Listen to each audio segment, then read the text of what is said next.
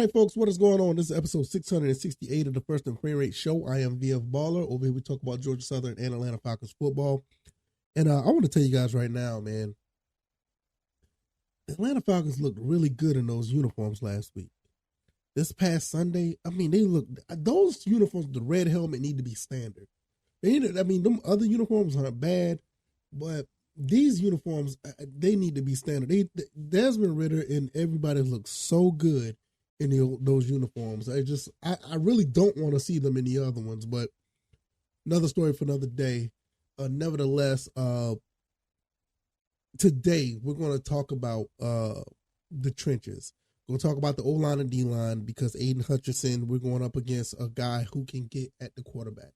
Everybody else is pretty much a wash. I think Tom Gardner-Johnson, I think that's his name, he's out for the season. So, I mean, not to say that, it's the end of the world, but that's one less person you have to worry about when it comes to, a players, a safety. So the passing game should be there, but it all starts in the trenches. So we're going to talk about the trenches, what we need to do to get the ball going against the Lions. Excuse me. Because this is our first road game, and I think we have some advantages here. But Jared Goff, once again, the defensive side, the trenches, we're going to have to talk about that because they have a good offensive line. So if this is your first time here, welcome. I can be found on YouTube and Rumble. I am also on Anchor, Spotify, Apple, and Google Podcasts. You guys can check out the podcast at any of those avenues, and surely will appreciate it if you subscribe and become a listener to any of those avenues. I really, really would appreciate it. Also, I can be found on X at VF Baller. People starting to follow me on X. That's pretty cool. And over there, I put things up that don't really make it to the show, but it's really potent to the Atlanta Falcons and Georgia Southern. And the website is firstandframerates.com. You can go over there and help build the channel up or build the podcast up by subscribing over there, or you can donate and help build the show as well. All right, let's just go ahead and get into this. The trenches is going to be very important because Aiden Hutchinson is coming in town, and that defensive line is going to be ready to get at the Desmond Ridder. They saw what they saw with the Green Bay Packers, I'm pretty much sure, and they're going to try to get Desmond Ridder out of a rhythm.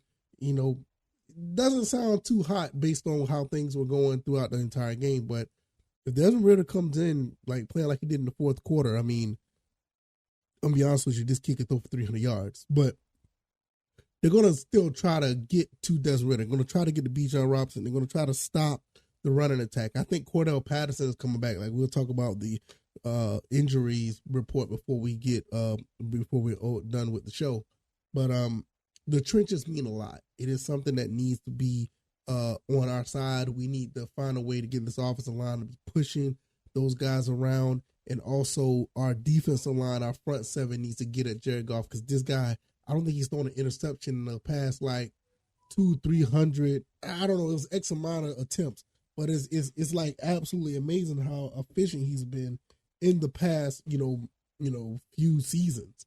Very, very underrated quarterback, and he knows what to do to get things going. So those are the things that we're going to have to deal with. I think that our offensive line is going to be okay. I mean, I think our offensive line did okay for the most part. Especially in the second half. The second half, everything just clicked in the second half. Kind of similar to how it was with the Panthers game. So if we keep this game close, I mean, even if we're down by 12, if we keep the game close, we have a really good chance. And I think that the way that this team is set up, we should be able to make things happen. I mean, I want to see more Caden Ellis, some more Adamaya. I want to see some Grady Jarrett get at Jared Goff, make things uncomfortable for him because they got some young receivers who can catch the ball. And if the ball don't even come their way, just make the defensive secondary job much more easier.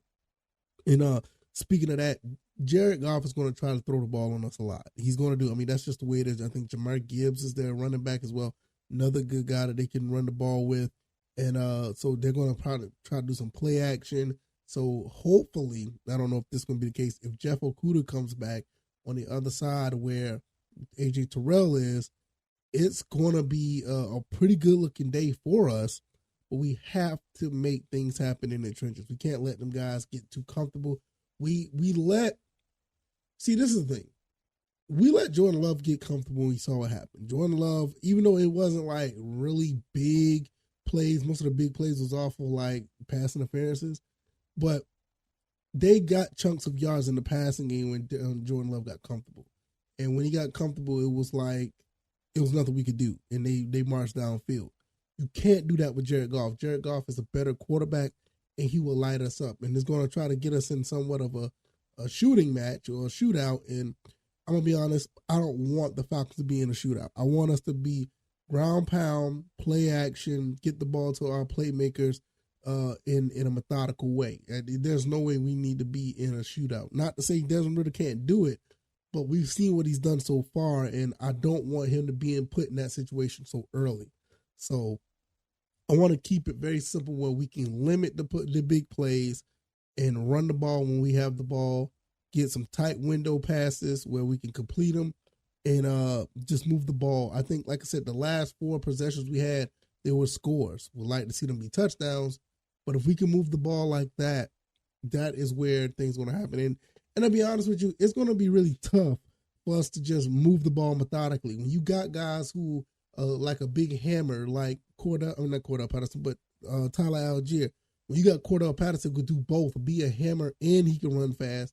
You got Bijan Robinson that, I mean, that guy can go. He could be Barry Sanders one day, the one running. He could be, damn near Emmitt Smith the next.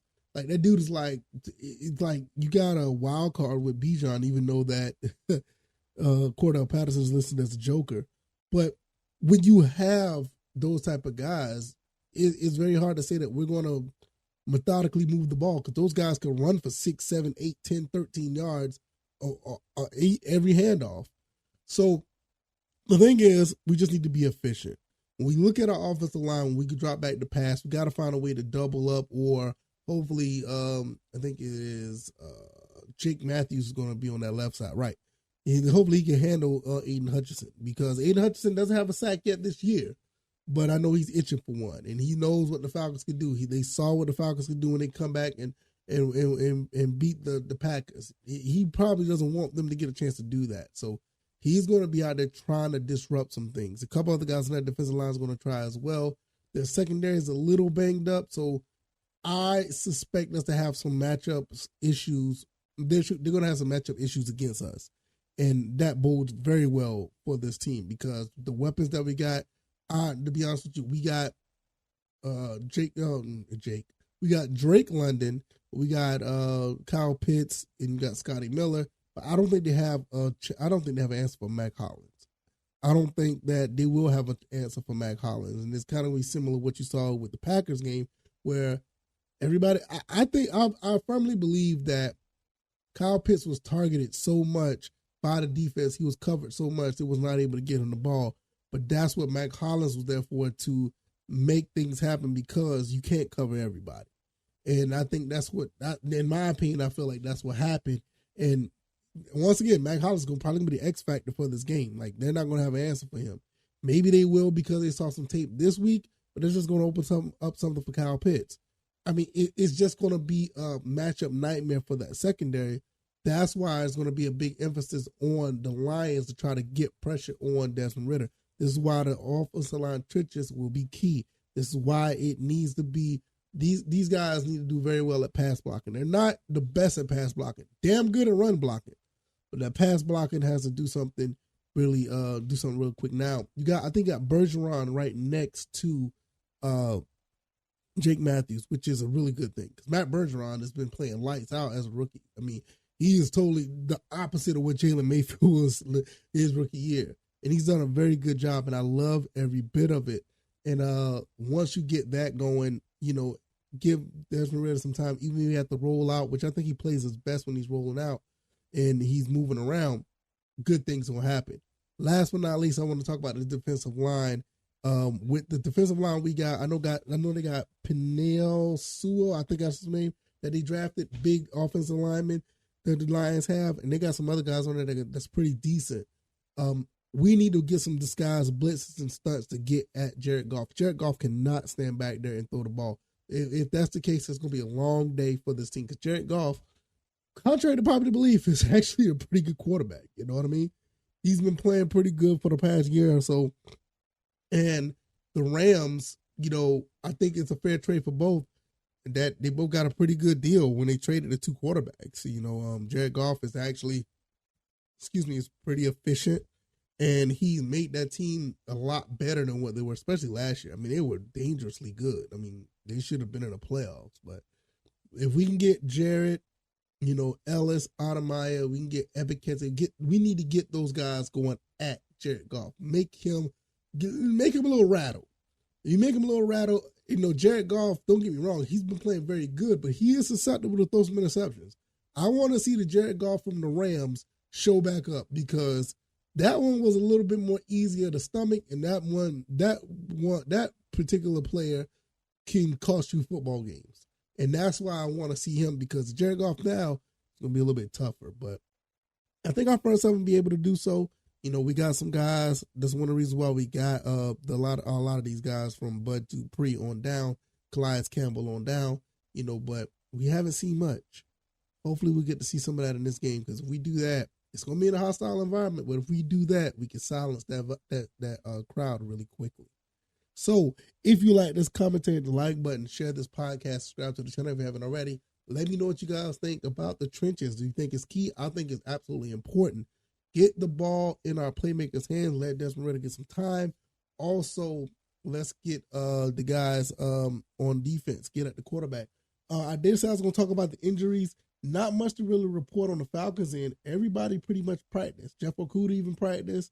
Troy Anderson was a full participant.